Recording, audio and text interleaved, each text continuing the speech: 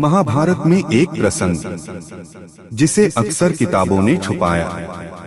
एक रात एक जंगल और एक दानवी राजकुमारी। जिस रात भीम और हिडिंबा एक दूसरे के करीब आए, उसी रात जंगल में कुछ ऐसा हुआ जो आज भी हिडिंबा वन में सरसराहट बनकर महसूस होता है। क्या उस रात सिर्फ प्रेम नहीं, कोई और भी था? कोई अंधेरा सच जो अब तक इतिहास की परतों में दफन है। द्रौपदी स्वयंवर से पहले पांडव एक घने अनजान रहस्यमय जंगल में भटक रहे थे। उसी जंगल का नाम था हिडिंबा वन। एक ऐसा स्थान जहां रात होने के बाद इंसान नहीं, सिर्फ डर चलता था। पेड़ों के बीच अजीब आवाजें, हवा में किसी अनदेखी उपस्थिति की गंध, और अचानक एक परछाई भीम को घेर लेती है। वो थी हिडिंबा। पर हिडिंबा जैसी लोक कथाओं में दिखाई जाती है, वैसी नहीं। यहाँ हिडिंबा बेहद खूबसूरत, दिव्य और रहस्यमयी थी, लेकिन उसके पीछे एक ऐसा अंधेरा था जो सिर्फ भीम ने महसूस किया। क्या हिडिंबा पहली नजर में भीम पर फिदा हुई थी, या ये सब एक पुराने श्राप का हिस्सा था? कहते हैं हिडिंबा वन पर एक काला श्राप था। हर 100 साल में एक मनुष्य योद्धा की शक्ति किसी अनदेखी जंगल आत्मा को अर्पित करनी होती थी, ताकि जंगल शांत रहे। हिडिंबा ने जब भीम को देखा, उसका हृदय पहली बार धड़क उठा, लेकिन उसका मन उस श्राप की जंजीर में बंधा था। युधिष्ठिर हिडिंबा पर भरोसा नहीं करते थे। अर्जुन को उसकी आंखों में किसी दबी आंख का एहसास हुआ। कुंती के चेहरे पर भी चिंता थी, लेकिन भीम ने पहली बार किसी ने अपने लिए लड़ते, रोते, तरसते देखा था।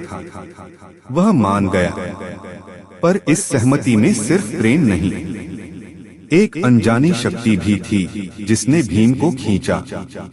वो रात सिर्फ 2 लोगों की नहीं थी, जंगल भी जाग रहा था। चारों तरफ अंधेरा। एक झील के किनारे हिडिंबा ने भीम का हाथ पकड़ा।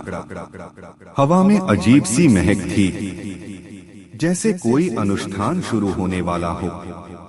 हिडिंबा ने स्वीकारा, भीम, तुम्हारे आने से एक श्राप कांप रहा है। आज की रात किसी एक को जीतना है, मुझे या इस जंगल को। भीम ने महसूस किया कि आज की रात सिर्फ प्रेम नहीं, एक अधिकार की लड़ाई है। पेड़ों की परछाइयां हिल रही थीं, जमीन कांप रही थी, झील के पानी में अजीब आकृतियां बन रही थीं, जैसे कोई तीसरा उनके साथ था। जैसे ही हिडिंबा और भीम करीब आए, अचानक हवा में चीख गूंज उठी। हिडिंबा चौंक गई। वह आ गया। वह था हिडिंबा वन का भवनाशक, एक अदृश्य प्राणी जो शक्ति चाहता था और हर 100 साल में किसी मानव की ऊर्जा पर जीवित रहता था।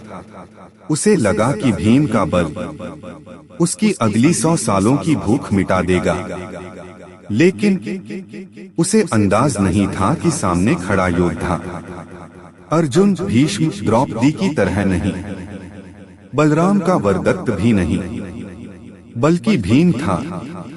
हवा, पर्वत और अग्नि का संगम। रस्म टूट चुकी थी, श्राप कमजोर पड़ चुका था, अब सिर्फ जंग थी। हिडिंबा पीछे हट गई, भीम आगे बढ़ गया।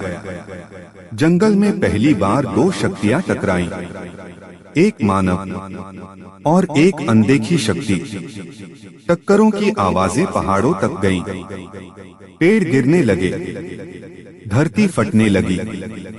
कहते हैं उस रात झील का पानी लाल हुआ था।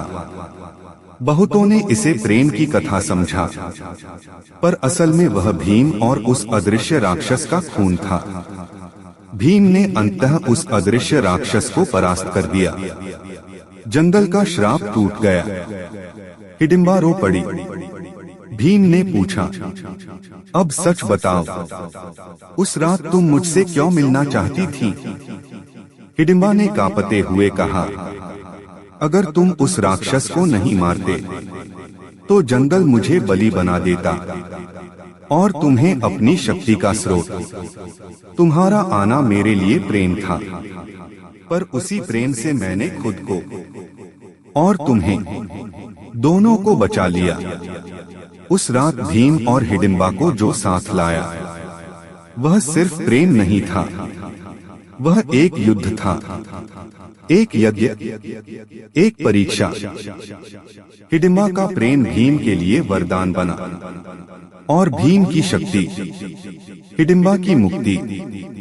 कहते हैं उस रात प्रेम हुआ, लेकिन उससे भी बड़ा जंगल के अंधेरे से आजादी मिली और उसी अंधेरी रात में गर्भित हुआ घटोत्कच, महाभारत का सबसे भयावह योद्धा।